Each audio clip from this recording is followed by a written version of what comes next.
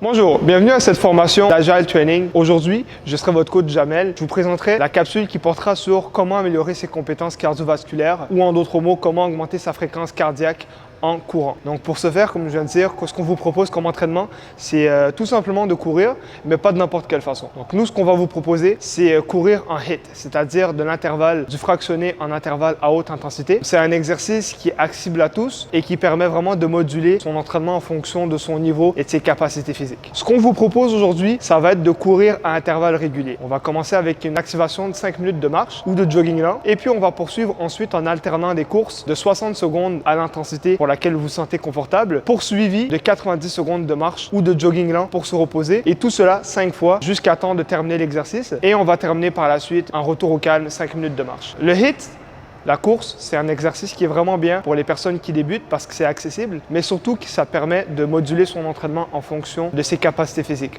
En ce sens, au fur et à mesure que vous progresserez, ce sera facile d'augmenter la vitesse, la distance, de réduire le temps de repos ou une combinaison de tout cela pour améliorer la qualité de votre entraînement. Pour les bienfaits de la capsule, on va vous faire une démonstration avec un tapis roulant pour calculer l'intensité du kilométrage par heure, mais sachez que c'est très possible d'aller tout simplement à l'extérieur en plein air et de courir avec un pourcentage d'intensité pour un peu simuler le fractionné, et c'est une bonne façon de pouvoir améliorer son cardio de façon efficace, simple et accessible à tous.